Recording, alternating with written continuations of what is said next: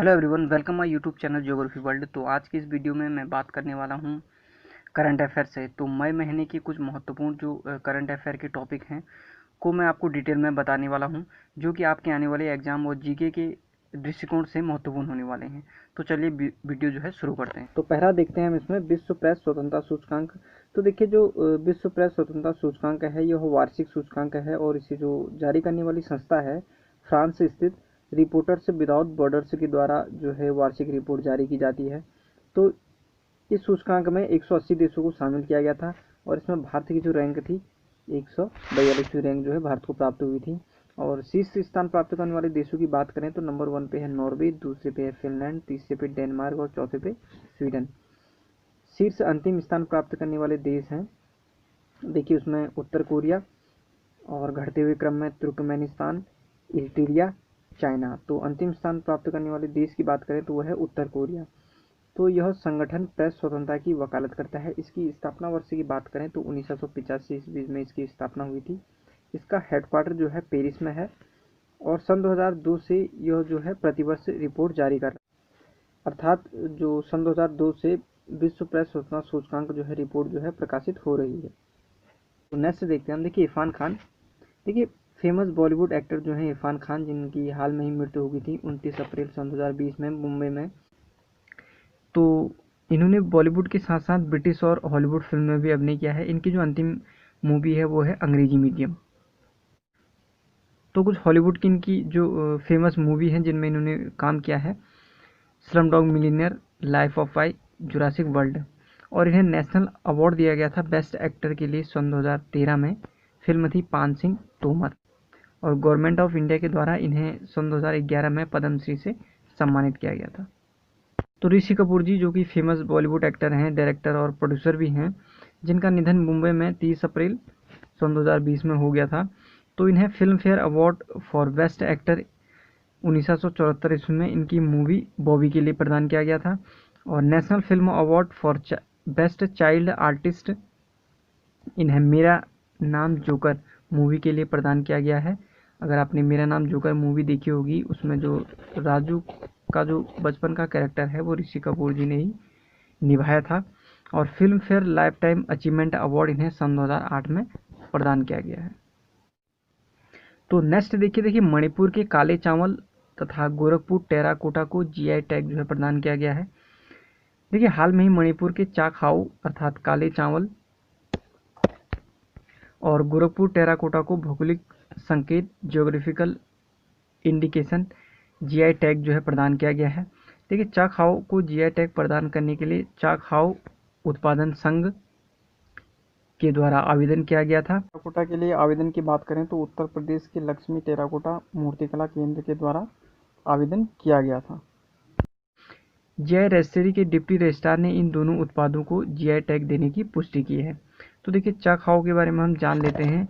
देखिए यह जो है एक सुगंधित चिपचिपा चावल है जिसका रंग काला होता है और मणिपुर में इसकी खेती जो है सदियों से की जा रही है।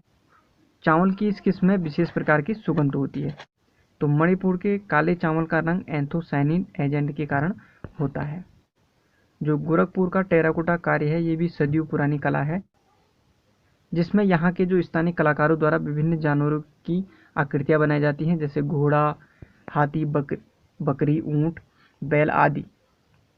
तो यह कार्य जो है नग्न हाथों से किया जाता है और रंगने के लिए जो है प्राकृतिक रंगों का उपयोग किया जाता है ताकि उनकी चमक जो है लंबे समय तक बरकरार रहे। और इसके साथ ही कतलाई मितलई तमिलनाडु के दक्षिणी भागों में बनाई जानी एक मूंगफली कैंडी है जिसे जीआई टैग प्रदान किया गया है, कतलाई मितई, जिसे तैयार करने के लिए विशेष रूप से थाम्बी बरानी नदी के पानी का जो है उपयोग किया जाता है। तो भौगोलिक संकेतक के बारे में जानते हैं। देखिए एक भौगोलिक संकेतक का इस्तेमाल ऐसे उत्पादों के लिए किया जाता है जिनका एक विशिष्ट भौगोलिक मूल क्षेत्र होता है। तो कश्मीरी केसर की बात करें तो कि जम्मू कश्मीर राज्य में जो है उसका उत्पादन किया जाता है करीबा की मिट्टी में, ठीक है, जो कि झील निक्षेप से निर्मित मृदा है और जो है वहाँ की जलवायु भी उसके लिए उपयुक्त है, इसीलिए जो है कश्मीरी केसर जो है उत्पादन जम्मू कश्मीर में किया जाता है। तो आगे देखते हैं हम इन उत्पादों की विशिष्ट विशेषताएं एवं प्रतिष्ठा भी इसी मूल क्षेत्र के कारण होती है। इस प्रकार का संबोधन उत्पादन की गुणवत्ता और विशिष्टता का आश्वासन देता है।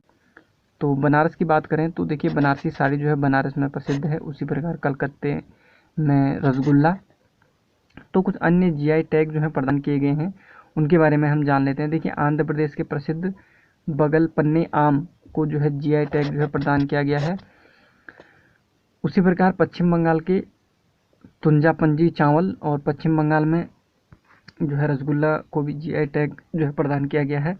दार्जिलिंग की चाय, तिरुपति के लड्डू, कांगड़ा की पेंटिंग और नागपुर का संतरा, कश्मीरी पश्मीना और जम्मू कश्मीर का कश्मीरी केसर और मध्य प्रदेश का कड़कनाथ मुर्गा।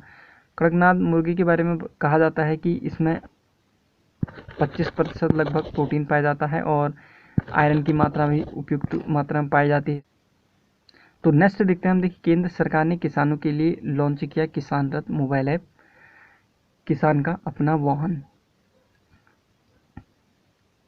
केंद्रीय कृषि व किसान मंत्री जो है नरेंद्र सिंह तोमर ने 17 अप्रैल को किसानों के लिए किसान रथ नामक एक मोबाइल ऐप लॉन्च की, जिसे जो है 8 भाषाओं में उपलब्ध कराया गया है। इसका मुख्य उद्देश्य कृषि उत्पादों के परिवहन में सुगमता लाने के उद्देश्य से इस ऐप को लॉन्च किया गया है। तो नेक्स्ट देखिए, केंद्र सरकार ने दीक्षा प्लेटफॉर्म पर इंटीग्रेटेड गवर्नमेंट ऑनलाइन प्रशिक्षण आई गॉट पोर्टल जो है लॉन्च किया था। देखिए 9 अप्रैल सन 2020 को कोविड-19 के प्रबंधन के लिए केंद्र सरकार ने मानव संसाधन मंत्रालय के दीक्षा प्लेटफॉर्म पर इंटीग्रेटेड गवर्नमेंट ऑनलाइन प्रशिक्षण आई गॉट पोर्टल जो है लॉन्च किया गया था। देखिए आई गॉट पोर्टल एक प्रशिक्षित कार्यक्रम था जिसमें विशेष रूप से चिकित्सकों, नर्सों, अर्ध चिकित्सक कर्मियों, तकनीशियनों, एएनएम, राज्य सरकार के अधिकारियों तथा अन्य स्वयंसेवी संगठनों के लिए शुरू किया गया था आई गॉट पोर्टल। देखिए नेक्स्ट देखिए, इसमें स्टैंडर्ड इन इंडियन पोर्टल का शुभारंभ 31 मार्च सन 2020 को पर्यटन मंत्रालय ने देश के विभिन्न हिस्सों में फंसे विदेशी पर्यटकों की सहायता के लिए स्टैंडर्ड इन इंडियन पोर्टल का शुभारंभ किया था कोविड-19 के प्रभाव के चलते हुए। तो इसका उद्देश्य विदेशी पर्यटकों के लिए एक सहायता नेटवर्क के रूप में काम करना है इस पोर्टल का।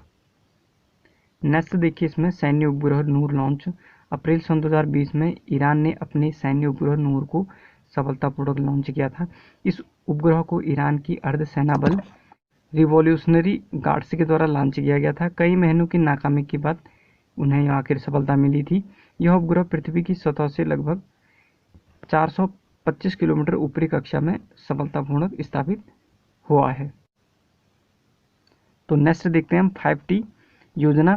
देखिए 7 अप्रैल सन 2020 को दिल्ली के सीएम अरविंद केजरीवाल जी ने कोरोना वायरस कोविड-19 से मुकाबला करने हेतु 5T योजना की घोषणा की थी। देखिए 5T योजना के अंतर्गत जो है testing, tracing, team work, treatment और ट्रैकिंग जो है शामिल है। तो जानते हैं इसके बारे में आगे। तो देखिए प्रशिक्षण या टेस्टिंग के अंतर्गत दिल्ली के कोरोना संक्रमित हॉटस्पॉट इलाकों में 1 लाख प्रशिक्षण किए जाएंगे। ट्रेसिंग कार्यक्रम के अंतर्गत सरकार उन लोगों की पहचान करेगी जो कोविड-19 से संक्रमित व्यक्ति हैं, उनके संपर्क में आए हैं। तो ट्रीटमेंट कार्यक्रम के अंतर्गत जो है बेड जो है विशेष रूप से कोरोना वायरस संक्रमित रोगी हेतु आरक्षित किए गए हैं। टीम वर्क के अंतर्गत दिल्ली सरकार जो है केंद्र सरकार के साथ मिलकर काम करेगी। तो ट्रेसिंग कार्यक्रम के तहत 5T कार्यक्रम को लागू करने के लिए उठाए जा रहे कदमों को सक्रिय रूप से निगरानी करेगी। तो नेक्स्ट देखते हैं हम वेब पोर्टल युक्ति का शुभारंभ। तो देखिए 12 अप्रैल सन 2020 को केंद्रीय मानव संसाधन विकास मंत्री जो रमेश पोखरियाल निशंक जी हैं, उन्होंने वेब पोर्टल युक्ति ज्ञान प्रौद्योगिकी एवं नवोन्मेष के साथ कोविड-19 से लड़ता हुआ युवा भारत युक्ति young India combating Covid with knowledge, technology and innovation launch किया। तो यह मानव संसाधन विकास मंत्रालय द्वारा की गई कोशिशों एवं पहलों की निगरानी एवं रिकॉर्ड करने के लिए एक अनूठा पोर्टल और डैशबोर्ड है। तो इस पोर्टल का जो उद्देश्य बेहद समग्र एवं व्यापक तरीके से कोविड-19 की विभिन्न चुनौतियों के विभिन्न आयामों को कवर करना है।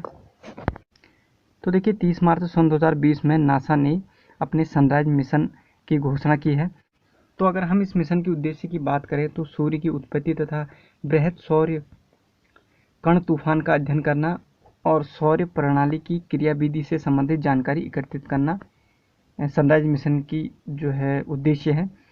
साथ ही इस मिशन को जो है 1 जुलाई सन 2023 को शुरू करने की संभावना है। यह मिशन इस विषय में महत्वपूर्ण जानकारी प्रदान करेगा कि सूर्य के विकिरण अंतरिक्ष पर्यावरण को किस प्रकार प्रभावित करता है। यह भविष्य में चंद्रमा या मंगल ग्रह से संबंधित विभिन्न मिशनों पर जाने वाले अंतरिक्ष यात्रियों को भी सौर तूफान से बचाएगा, अर्थात उससे पहले ही उन्हें इन्फॉर्म करेगा। तो नेक्स्ट है the freedom in the world 2020 report. तो देखिए, freedom in the world 2020 report जो है यूएस बेस्ड संस्था फ्रीडम हाउस द्वारा जारी किया जाता है। यह रिपोर्ट में 195 देशों में वर्ष सन 2019 के दौरान स्वतंत्रता की स्थिति का मूल्यांकन किया गया। तो इसके जो संकेतांक हैं, पहला है राजनीतिक अधिकार, जिसमें 0 से 40 तक के अंक प्रदान किए जाते हैं। दूसरा है नागरिक अधिकार, जिसमें 0 से 60 तक के अंक पर जो है प्रदान किए जाते हैं। Top 5 countries in this report are Finland, Norway, Sweden, Netherlands and Luxembourg हैं। तो पहला जो स्थान है इसमें फिनलैंड, दूसरा नॉर्वे, तीसरा जो है स्वीडन को प्राप्त हुआ है।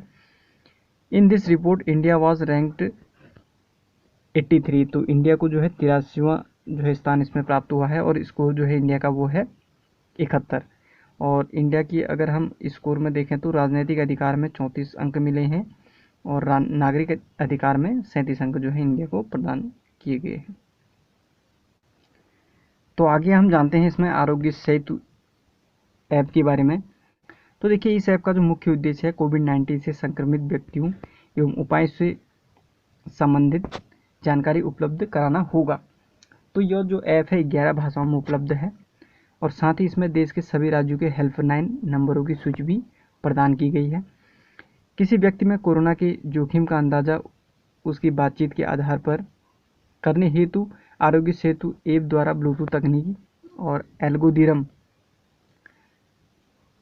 आर्टिफिशियल इंटेलिजेंस का प्रयोग जो है किया जाएगा। अगर कोई व्यक्ति कोविड-19 से संक्रमित व्यक्ति के संपर्क में आता है तो यह ऐप निर्देश भेजने के साथ ही ख्याल रखने के बारे में भी उस व्यक्ति को जो है जानकारी प्रदान करता है। इसके बारे में आप सभी जानते ही हैं। तो सरकार इससे पहले भी कोरोना कवच नाम का एक मोबाइल ऐप जो है लॉन्च कर चुकी है। तो आरोग्य सेतु ऐप जो है 13 दिनों में 5 करोड़ डाउनलोड तक पहुंचने वाला दुनिया का सबसे तेज ऐप बना है। ऐसा जो है नीति आयोग के CEO अमिताभ कांत जी के द्वारा कहा गया है कि आरोग्य सेतु ऐप जो है 5 करोड़ डाउनलोड तक पहुंचने वाला दुनिया का सबसे तेज ऐप जो है बन गया है। तो इस वीडियो में इतना ही, मिलते हैं नेक्स्ट वीडियो में।